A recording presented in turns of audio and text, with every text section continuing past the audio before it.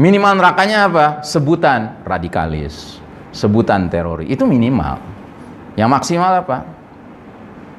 Yang maksimal didor di kilometer 50. Jadi kalau Anda melihat umat Islam hari ini terzolimi, pada hakikatnya Anda jadi sadar, oh kita berada dalam kondisi yang mirip seperti Nabi dan para sahabat dahulu kala sebelum hijrah.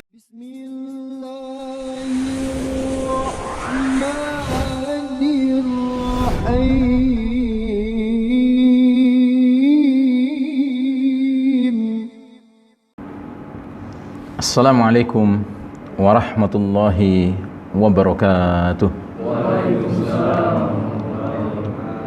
Alhamdulillahirabbil alamin, wassalatu wassalamu ala asyrafil anbiya'i wal mursalin sayyidina Muhammadin wa ala alihi wa ashabihi ajma'in. Faqala Allah ta'ala fi kitabihil karim ba'da a'udzu billahi minasyaitonir rajim, ya ayyuhalladzina amanu taqullaha haqqa tuqatih wa la tamutunna illa wa antum muslimun. Hadirin jamaah rahimakumullah, alhamdulillah pada pagi hari ini kembali kita bersyukur Allah Ta'ala masih menghadirkan nikmatul iman wal Islam dalam dada kita masing-masing. Begitu juga nikmat sehat walafiah masih mengiringi kita. Mudah-mudahan Allah Ta'ala menjaga kesehatan kita. Mudah-mudahan Allah Ta'ala memberikan kesabaran kepada orang-orang yang sedang menderita sakit, dan juga Allah beri kesabaran kepada keluarga yang sedang mengurusnya. Dan mudah-mudahan mereka yang sedang sakit hari ini mendapat keyakinan dalam diri mereka bahwasanya sakitnya akan menjadi penghapus dosa dan kesalahan jika mereka mau bersabar. Salawat salam sejahtera kita doakan semoga tercurah kepada manusia pilihan Nabiullah Muhammad sallallahu alaihi wasallam, keluarga, sahabat dan para pengikutnya yang setia hingga akhir zaman, dan semoga kita termasuk umatnya yang berhak menerima syafaat beliau di hari berbangkit kelak nanti, amin ya rabbal alamin. Hari ini kajian akhir zaman memasuki tema tentang Ad-Dajjal, Al-Masihud Dajjal, dengan judul mewaspadai keluarnya fitnah Al-Masihud Dajjal. Perlu kami ingatkan bahwa hari ini Dajjal belum keluar, ya. Jadi sosok Dajjal itu hari ini masih gaib, dalam pengertian kita tidak tahu dia keberadaannya di mana, ya. Dia belum zuhur, belum khuruj, belum keluar, ya. Namun kita menyadari bahwa di zaman sekarang ini kita ini berada dalam potongan zaman yang Nabi mengistilahkan kaqita'il lailil muslim, seperti sepotong malam yang gelap gulita. Kalau istilah yang kami sering gunakan adalah we are living in the darkest chapter of the Islamic history. Kita sedang hidup di babak paling kelam dalam sejarah umat Islam. Belum ada babak lebih kelam dari babak yang kita alami sekarang ini. Ini babak di mana umat Islam babak belur. Ya, itu realita, ya. Karena babak ini telah disebutkan oleh Nabi Muhammad SAW dalam hadis tentang ringkasan sejarah umat Islam yang menyebutkan adanya 5 babak perjalanan sejarah umat Islam. Kita sekarang berada di babak keempat, ya. Babak yang disebut oleh Nabi dengan babak mulkan jabriyatan. Babak di mana yang memimpin dunia ini, yang berada di panggung-panggung kepemimpinan itu merupakan sosok-sosok mulkan jabriyatan, para penguasa yang memaksakan kehendak mereka, mengabaikan kehendak Allah dan Rasulnya, ya. Mana ada babak lebih kelam dari ini, ya. Ini babak paling kelam. Karenanya kalau kita lihat di gambar ini, posisi babak keempat ini secara garis putih putus-putus ini berada di bawah garis merah. Garis merah ini selalu mengiringi perjalanan babak demi babak sejarah umat Islam. Dan garis merah ini saya ingatkan sekali lagi, bukan garis kemiskinan, tapi ini adalah garis batas yang membedakan kapan umat Islam sedang berjaya, berada di atas garis merah, kapan umat Islam sedang terpuruk, berada di bawah garis merah, ya. Dan kalau kita lihat gambar ini, di bawah garis merah kita berada di berapa babak? Hah? Di bawah garis merah? Sumpah lu? Hah? Satu tahap 100 tahun. Di babak keempat sekarang ini? Tidak, kita 1,5 babak di bawah garis merah. Jadi babak sekarang ini seluruhnya kita di bawah garis merah, dan babak pertama bagian awal kita di bawah garis merah. Ingat, sewaktu Nabi memimpin babak an-nubuwah, babak kenabian yang berlangsung 23 tahun, Nabi diangkat jadi Nabi usia 40, wafat usia 63, kan 23 tahun. Ya. Itu tidak melulu umat Islam dipimpin beliau berada di atas garis merah. Sewaktu masih di Mekah, sebelum hijrah ke Madinah, itu posisi Nabi dan para sahabat di bawah garis merah. Ingat sirah nabawiyah. Sewaktu masih di Mekah, Nabi dan para sahabat, apa iya mereka yang memimpin umat manusia di Mekah? Apa umat Islam yang memimpin di Mekah? Tidak, yang mimpin siapa di Mekah? Hah? Triple A ya, triple A. Abu Lahab, Abu Jahal, dan Abu siapa? Itu bidah tuh. Abu Jahal, Abu Lahab, dan Abu Sofyan ya. Sebelum Abu Sofyan akhirnya dapat hidayah ya. Tapi Abu Lahab dan Abu Jahal konsisten dalam kemusyrikannya, sehingga matinya mati kafir ya. Nah, jadi waktu Nabi dan para sahabat masih berjuang di Mekah ya, setiap hari yang mereka alami seperti kita sekarang. Setiap hari dizolimi, setiap hari dianiaya ya, dituduh macam-macam, diberikan label radikalis, teroris, ekstremis ya, bahkan dilabeli tukang sihir, dilabeli orang gila ya kan. Sama kayak kita umat Islam sekarang, dari ujung timur sampai ujung barat, dari ujung utara sampai ujung selatan, umat Islam menjadi tertuduh ya kan sekarang ini. Jadi kalau Anda melihat umat Islam hari ini terzolimi, pada hakikatnya Anda jadi sadar, oh kita berada dalam kondisi yang mirip seperti Nabi dan para sahabat dahulu kala sebelum hijrah ya. Jadi 5 babak, 1,5 babak kita di bawah garis merah. Berapa babak kita di atas garis merah? Ya 3,5 lah sisanya. Susah banget hitung-hitung gitu. 5 babak kurangin 1,5, ya sisanya berapa? 3,5 kan? Walaupun yang dialami baru 2,5. Babak kedua sepenuhnya berada di atas garis merah, babak ketiga sepenuhnya di atas garis merah, tapi babak pertama cuma separuh di atas garis merah. Di Madinah, Nabi dan para sahabat itu pelan tapi pasti makin kokoh posisinya, sehingga Nabi dan para sahabat mendapat kedudukan mulia di Madinah ya. Makanya Madinah berubah nama menjadi Madinah Al-Munawwarah, kota yang bercahaya. Dari kota itulah bersinarnya nurul Islam, cahaya Islam, yang hanya dalam tempo 10 tahun Nabi memimpin, Masya Allah, Jazirah Arab, semenanjung Arab seluruhnya berubah total. Yang tadinya dari zulumatil jahiliyah, kegelapan jahiliyah, menjadi nurul Islam. Kalau kata Adnani, nurul yakin. Nah, jadi saudaraku rahimakumullah, we are living in the darkest chapter of the Islamic history. Ini babak paling kelam dalam sejarah umat Islam ya.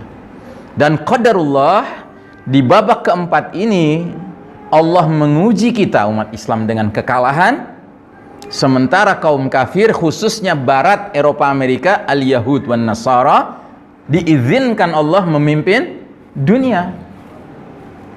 Dan ingat, kepemimpinan ini kepemimpinan yang didukung lagi, dimudahkan oleh Allah Ta'ala dengan aneka ya, kekuatan sains, kekuatan teknologi ya, kekuatan ekonomi, kekuatan politik, kekuatan macam-macam. Dahsyat sekali ini ya. Pantes kalau Nabi mengumpamakan kondisi kita umat Islam di akhir zaman ini hidup di dalam ayyamus sabr, hari-hari yang menuntut kesabaran. Hari demi hari yang harus kita kencengin apa? Sabar kita, Pak. Sabar kita harus kita kencengin. Dan pantas juga Nabi sampai merindukan, ikhwani, saudara-saudaraku, kata Nabi. Para sahabat sampai bertanya, bukankah kami saudara-saudaramu? Tidak, kalian ashabi, sahabat-sahabatku. Adapun saudara-saudaraku, kata Nabi, mereka yang datang di belakang hari nanti, enggak melihat aku, enggak berjumpa dengan aku, tapi mereka mentaati dan mencintai aku sebagaimana kalian mentaati dan mencintai aku. Mereka hidup di dalam ayyamus sabr, hari-hari yang menuntut kesabaran. Dan siapa saja di antara mereka yang hidup di masa itu melakukan satu amal saja yang sesuai dengan sunnahku, maka nilai amal dia sama dengan nilai amal 50 orang yang mengerjakan amal yang sama itu. Sahabat sampai penasaran, nanya, 50 orang di kalangan mereka apa di kalangan kami? Bahkan di kalangan kalian. Masya Allah. Ya. Jadi kalau kita yang ditakdirkan hidup di babak keempat era paling kelam dalam sejarah umat Islam ini mau bersabar, tetap mengikuti sunnah Nabi SAW, sekalipun sunnah Nabi ditertawakan orang banyak, sekalipun sunnah Nabi dianggap sebagai sesuatu yang menunjukkan kebodohan dan kenekatan yang gak karuan gitu ya, maka setiap amal yang sesuai sunnah Nabi yang kita kerjakan itu nilainya seperti 50 sahabat yang mengerjakan. Mau tidak dapat pahala seperti itu? Mau tidak? Ya kalau mau, mari kita istiqomah menjalankan sunnah Nabi sekalipun tidak populer di zaman sekarang ini ya. Dan kita tidak perlu ngaku-ngaku sebagai orang yang paling sunnah, nggak perlu gitu. Kita jalanin aja ya. Sebab kalau orang memang mengerjakan suatu kebaikan, nggak perlu dia mengatakan saya ahli kebaikan, saya ahli khair, nggak perlu gitu. Orang yang baik adalah orang yang justru berusaha untuk seminimal mungkin ya, gembar-gembor gitu. Itu orang yang mukhlis ya. Mudah-mudahan kita termasuk golongan al-mukhlisin, amin ya rabbal alamin. Nah jadi saudaraku rahimakumullah, kaum kafir yang memimpin dunia sekarang ini, mereka sedemikian rupa sudah mengkonsolidasi diri dalam kekufuran mereka, sampai-sampai mereka sudah terang-terangan memberikan nama dari mega proyek yang mereka mau bangun. Namanya apa? Novus Ordo Seclorum, New World Order, tatanan dunia baru, yang tidak lain adalah sistem kafir syirik, sistem dajjal. Ini kita sudah bicarakan ya dalam pertemuan sebelumnya di tempat ini juga sekian bulan yang lalu, dalam tema yang berjudul fitnah sistem kafir syirik, sistem dajjal ya. Nah hari ini kita belum menghadapi dajjal, sosok dajjalnya belum nongol, belum keluar, belum khuruj, belum zuhur ya kan. Tapi tatanan dunia sudah menjadi sistem dajjal. Apa maksudnya? Maksudnya tatanan dunia ini sudah berkarakter seperti dajjal. Sedangkan dajjal itu karakternya apa? Karakternya songong. Tahu songong? Apa songong? Ya songong itu sombong yang melampaui batas. Kayak Fir'aun. Fir'aun itu sombong yang melampaui batas sehingga dia itu tagha. Innahu tagha. Fir'aun itu sombong, dia melampaui batas. Karena dia sampai berani mengatakan ana rabbukumul a'la. Akulah Rabb kalian yang maha tinggi, karena dia merasa berkuasa tanpa saingan di Mesir ya kan. Bahkan dia mengklaim sungai Nil itu adalah sungai bikinan dia. Ya. Ini kan kayak anak kecil. Udah jelas bukan bikinan dia ngeklaim bikinan dia. Nah, jadi Fir'aun ini ya adalah contoh dajjal kecil.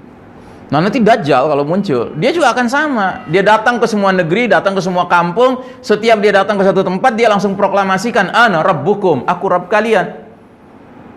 Kalau kampung itu penduduknya percaya dajjal sebagai Rabb, karena isi kampung itu adalah orang-orang kafir, orang-orang yang mengaku muslim tetapi muslim dugem ya. Tahu dugem ya? Hah? Dugem apa? Dugem tuh terlibat dalam dunia gemerlap ya. Teman mainnya orang-orang kafir, nggak pernah berbuat kebaikan walaupun ngaku muslim ya. Antum juga dugem, duduk gemeteran gitu, berdoa minta Allah pertolongan ya kan. Tapi lain dugemnya, la yastawi. Nah jadi orang-orang yang seperti ini ketika dajjal nanti muncul dengan segala kedigdayaannya, wah mereka langsung mengatakan anta rabbuna, engkau Rabb kami, tolonglah kami sudah kelaparan 3 tahun nggak ada hujan, nggak turun-turun. Nah karena mereka mau mengakui dajjal sebagai Rabb, apa yang dajjal lakukan? Dia tunjuk ke langit, ya sama, hai langit, turunkan hujanmu. Turun hujan dengan izin Allah Ta'ala. Dia tunjuk ke bumi, hai bumi, keluarkan tumbuh-tumbuhanmu. Keluar tumbuh-tumbuhannya dengan subur, sehingga hewan ternak kaum kafir, kaum munafikun ini makan dari tumbuhan-tumbuhan itu, gemuk-gemuk, susunya banyak, dikasih surga sama dajjal. Tapi begitu dajjal datang ke kampung yang lain, isi kampungnya nih mukminin, orang-orang beriman yang benar-benar istiqamah ya. Dajjal umumkan lagi, ana rabbukum, aku Rabb kalian. Nah, karena ini orang-orang beriman, ngerti, ya kan, berilmu dan beramal dengan ilmunya, mereka jawab, Rabbunallah, Rabb kami Allah. Anta al-Masihud Dajjal. Kamu ini sang penipu Dajjal, juru selamat palsu kamu ini. Marah Dajjal. Dajjal perintahkan langit, jangan turunkan hujan. Nggak turun-turun hujan. Padahal memang sudah nggak turun sekian tahun. Kering. Dia perintahkan bumi, jangan keluarkan tumbuh-tumbuhanmu. Padahal udah lama nggak keluar tumbuh-tumbuhannya. Hewan ternak orang-orang beriman yang istiqomah ini mati bergelimpangan, kelaparan. Dengan kata lain, Dajjal ngasih neraka sama mereka. Nah, sistem Dajjal, karakternya kayak Dajjal. Sistem ini menyatakan dirinya sebagai penentu segala-galanya. Rabb, walaupun dia nggak ngumumin, tapi hakikatnya kelakuannya seperti itu. Sehingga siapapun setuju dengan protokol-protokol yang dikeluarkan oleh sistem ini, ya kan, dikasih dunia sama dia. Tapi siapa yang menentang aturan-aturan, hukum-hukum yang dibuat oleh sistem Dajjal ini, ya kan, dikasih neraka. Minimal nerakanya apa? Sebutan radikalis, sebutan teroris. Itu minimal. Yang maksimal apa? Yang maksimal didor di kilometer 50. Gitu. Ya. Itu apa namanya? Itu sudah jalan cerita dari dulu begitu. Ini bukan jalan cerita baru gitu loh. Ya, tugas kita adalah yakin bahwa jalan cerita ini nggak bakal berubah. Ya. Tinggal sisanya adalah kita memilih sikap yang mana. Sikap orang-orang yang nggak silau dengan sistem ini sehingga kita tetap mengatakan Rabbunallah, atau kita silau dengan sistem ini sehingga kita ikut saja demi menyelamatkan dunia kita, tapi akibatnya ya mempertaruhkan akhirat kita. Nauzubillah min dzalik ya. Nah, jadi saudaraku rahimakumullah, alhamdulillah Allah Ta'ala memberitahu kepada kita satu rahasia. Rahasia apa? Rahasia sunnatullah, hukum Allah dalam konteks umat ini, bahkan umat-umat lainnya, yang namanya sunnatut tadawul, sunnah pergiliran. Jadi babak keempat ini giliran kita lagi kalah, ya. Tetapi Allah Ta'ala menjanjikan bahwa sunnah giliran ini pasti berlaku. Wa tilkal ayyamu nudawiluha bainan nas. Demikianlah hari demi hari, masa kejayaan dan keruntuhan, kemenangan dan kekalahan kami pergilirkan di antara umat manusia agar mereka bisa mengambil pelajaran. Jadi artinya bahwa kita sekarang sedang berada di bawah terpuruk itu realita. Itu skenario Allah Ta'ala. Tetapi bahwasanya Allah Ta'ala punya rencana skenario bahwa babak keempat ini juga akan melampaui expire date-nya, batas akhir pemberlakuannya, untuk kemudian datang babak kelima, yang berarti apa yang terjadi? Sunnatut tadawul berulang kembali. Kalau kemarin ini sunnatut tadawul yang kita alami adalah berpindah dari atas ke bawah, nanti kita akan berpindah dari bawah ke atas, ya. Dan saya berulang kali mengatakan di berbagai tempat, husnuzon kepada Allah Ta'ala, bersangka baik kepada Allah Ta'ala, bahwa jadwal sunnatut tadawul dari bawah ke atas ini tampaknya sudah tidak lama lagi. Karenanya kita semua harus menyiapkan diri. Dan persiapan yang terbaik itu apa? Persiapan yang terbaik adalah memastikan diri kita berada di barisan yang tepat, di barisan yang benar. Barisan siapa? Barisan Amirul Mukminin fi akhir zaman. Pemimpinnya orang beriman di akhir zaman. Siapa dia? Siapa dia? Dia adalah the certified leader, pemimpin yang sertifikasinya dari Allah dan Rasulnya, bukan sertifikasinya dari manusia, siapapun manusia itu. Bukan hasil pengorbitan, bukan hasil diusung-usung gitu, tidak. Tapi dia semata-mata adalah pilihan Allah Ta'ala. Makanya judulnya Al-Mahdi, laki-laki yang dapat petunjuk dan laki-laki yang ditunjuk oleh Allah Ta'ala.